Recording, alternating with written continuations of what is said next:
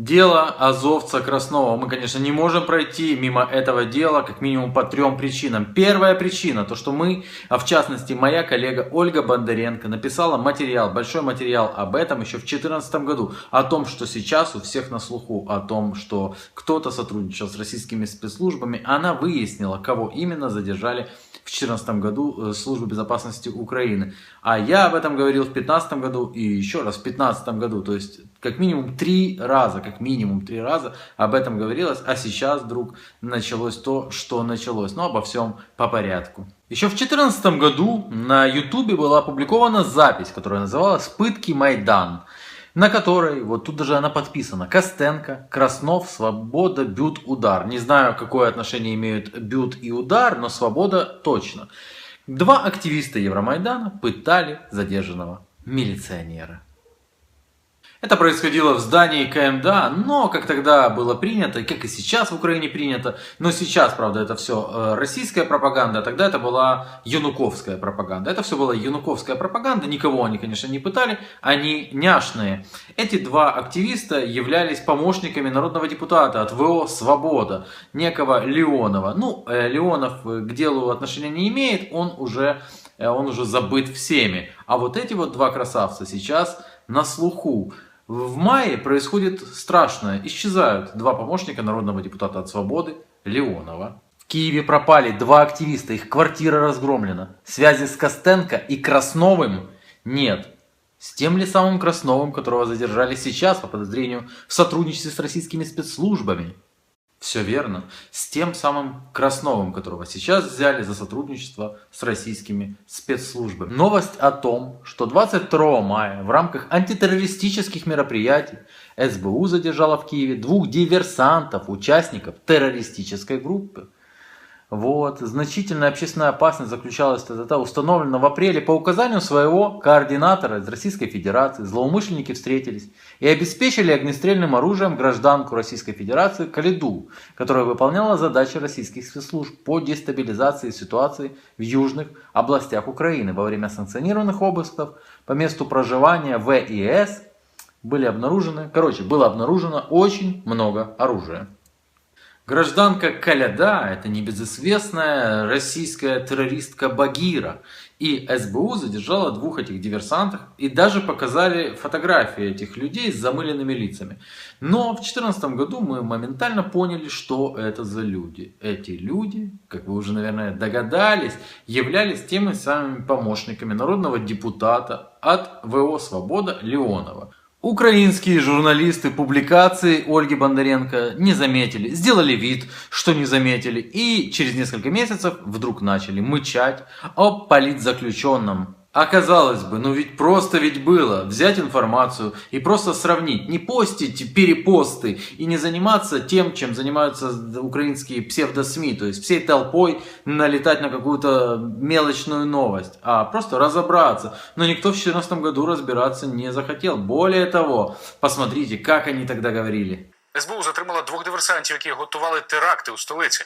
У Службі безпеки розповідають, обидва терористи – колишні міліціянти, приїхали з Криму ще в січні.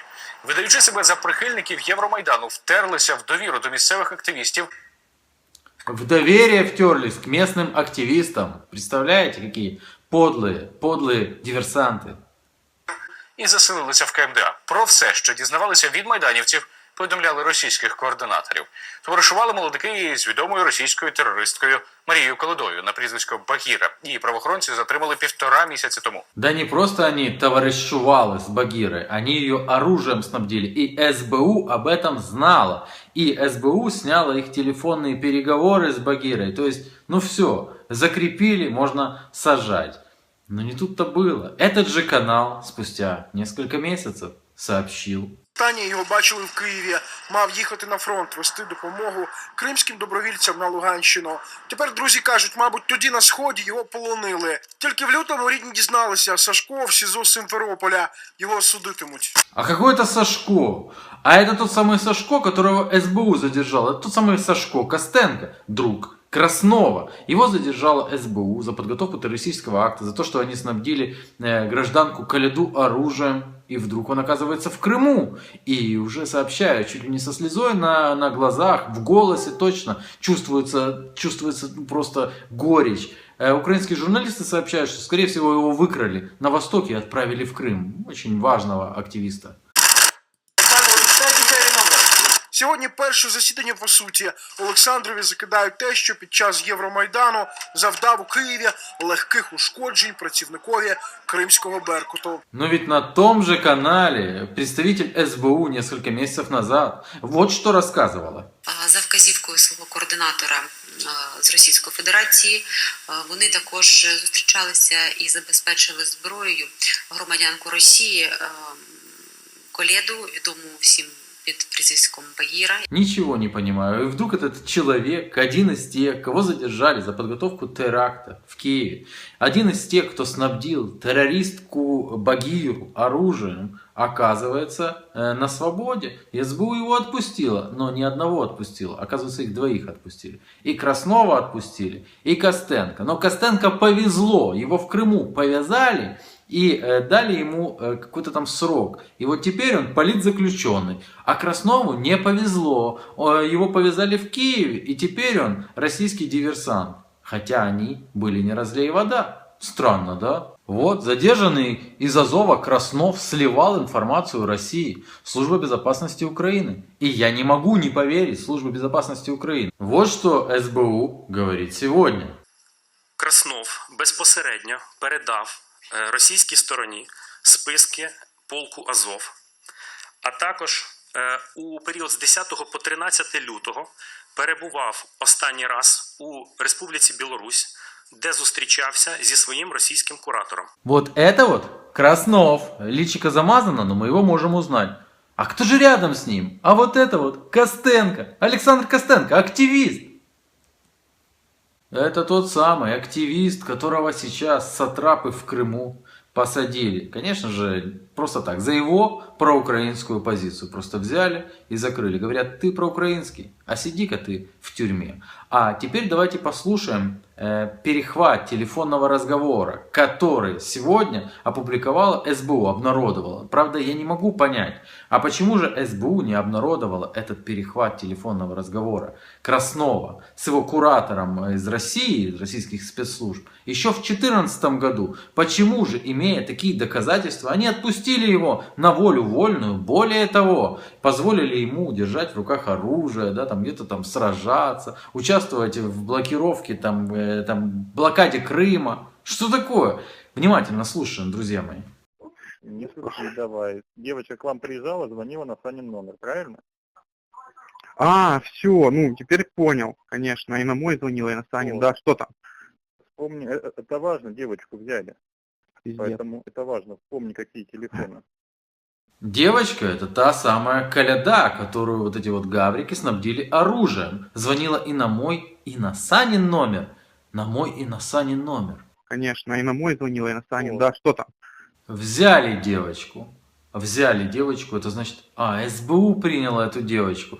Вот как. А что же это за Саня? Блин, ну давайте голову будем ломать. Что это за Саня может быть, которому также звонила эта девочка? Догадался? Да это же Костенко, политзаключенный. Но сейчас Александр признается очень уважаемыми организациями, такими как Мемориал. Я думал, Мемориал уже в Мемориале давно, а видите, чеченцы закончились, начались украинские активисты.